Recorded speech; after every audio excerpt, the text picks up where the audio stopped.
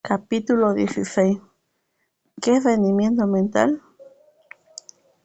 Cualquier institución o centro de enseñanza viene marcado por una disciplina de trabajo a la que se espera se ajusten los estudiantes, es decir, se espera que los estudiantes sean capaces de llevar ese ritmo de un modo eficiente, de modo que un alumno no solo ha de tener capacidad de aprender y memorizar correctamente, sino que también ha de ser capaz de rendir, es decir, sostener activamente dicho proceso de aprender y memorizar en modo continuado durante un cierto tiempo y ser además productivo y eficiente durante ese tiempo.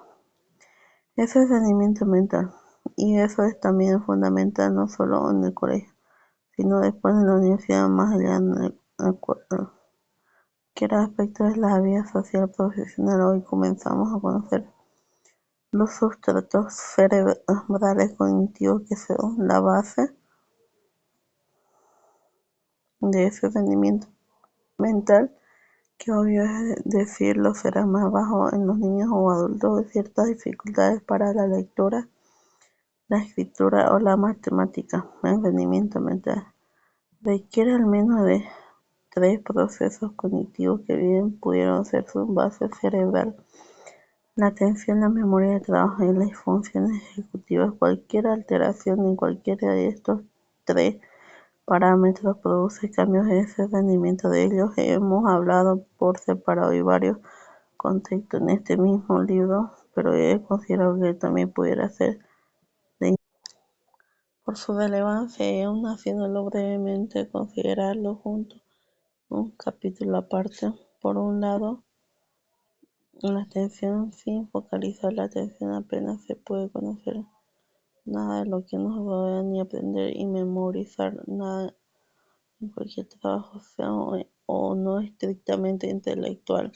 Lo primero que se requiere es una atención básica, la que conlleva estar alerta, despierto y, como ya hemos referido en el capítulo 8, con ella ser capaz de responder a sucesos o eventos provenientes del medio físico o social. Este es el estado atencional que determina la capacidad y la velocidad de procesar información.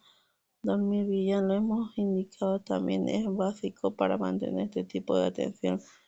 Junto a ello, y en el particular en el niño, la necesidad de considerar sus ritmos circadianos, alondra o lechuza, pues un niño poseedor de un ritmo circadiano lechuza, ritmo retrasado hacia adelante, no podrá estar completamente despierto temprano al principio de la mañana en el colegio y se podría aprender un rendimiento mental bajo. Es evidente que una relación en el rendimiento mental. Estas consideraciones se aplican a cualquier persona, sea niño, adolescente, adulto o persona igual de importante. Hay que tener en cuenta es el periodo de las fiestas, de enorme relevancia en el contexto de rendimiento mental que estamos considerando, y de nuevo en particular en los niños. Es este un periodo biológico de ritmo cardíaco que ocurre entre las 12 y las 14:15 horas del medio, y es por tanto un periodo fisiológicamente de bajo rendimiento mental. Y es evidente que junto a esta atención básica también se ven afectadas el resto de las tensiones cerebrales y de manera especial la que hemos denominado ejecutiva, que se pone en marcha en el estudio o cuando se sigue la secuencia de razonamiento de un profesor en clase. Atención también refería a ese otro concepto, que es el de tiempo atencional, que refiere que significa la capacidad de seguir durante un tiempo determinado un hilo argumental, desarrollo durante el estudio o bien el seguimiento de una clase, y que puede ser interrumpida por ciertas distracciones. Un chiste en clase hecho por el profesor o un compañero, a atender alguna pregunta muy concreta mientras se estudia. También la memoria de trabajo, segundo componente cognitivo que afecta el rendimiento mental. Puede verse afectada por múltiples factores y entre ellos están como lo más importante los ritmos circadianos y en el suelo que acabamos de emocionar en relación con la atención. La memoria de trabajo se refiere a la capacidad de almacenar, evocar y utilizar una determinada información por un periodo de tiempo limitado. Es la memoria que sostiene el encarce de conceptos que permiten crear un razonamiento o argumento.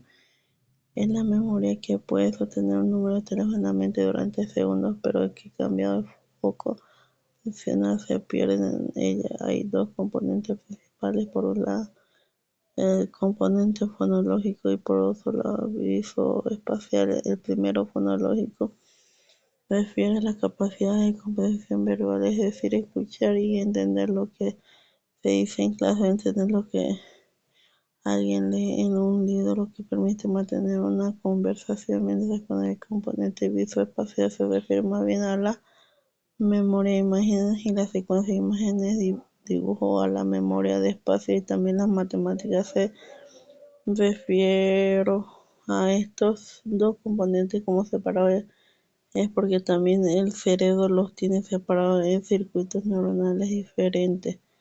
La primera de estas dos memorias, la fonológica, se almacena en circuitos que se distribuyen principalmente a lo largo del lóbulo temporal del hemisferio cerebral izquierdo, mientras que la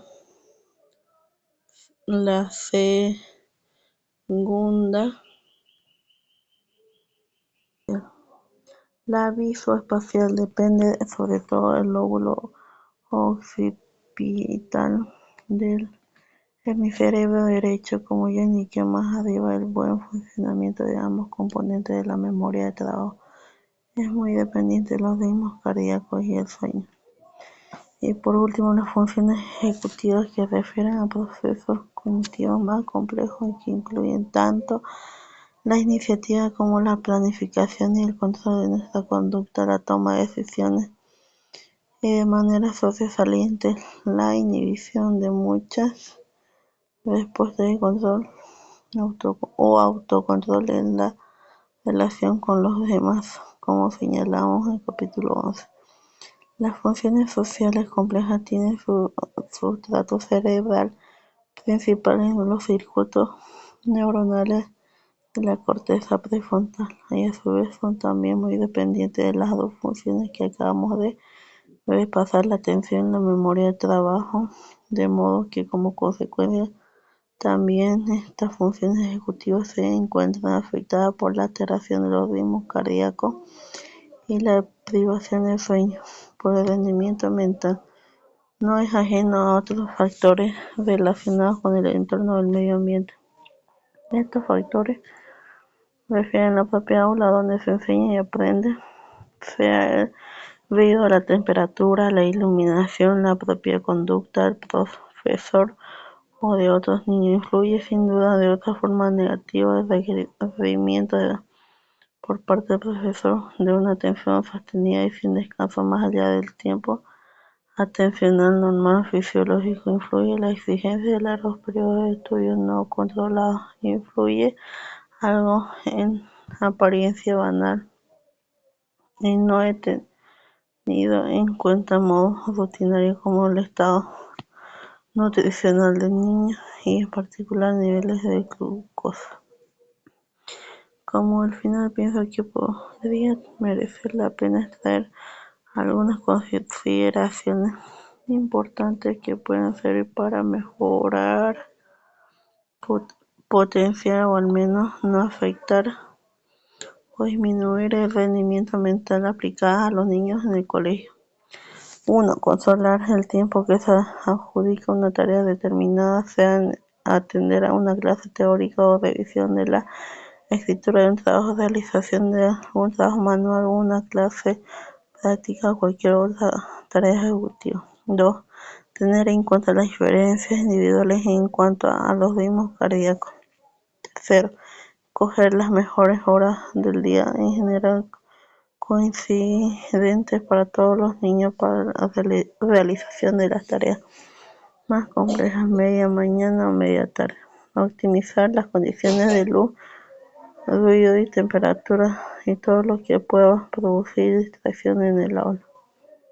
Comprobar que el niño no está deprivado de sueño o que tiene falta de glucosa, lo que implica, insisto, sobre todo en los niños, recomendar que estos tengan un buen sueño nocturno y que disfruten de un buen desayuno antes de ir al colegio, o que tomen algún dulce o a mitad de la mañana en clase. También recomendar siempre en los niños pequeños un descanso o una pequeña siesta al friso del mediodía.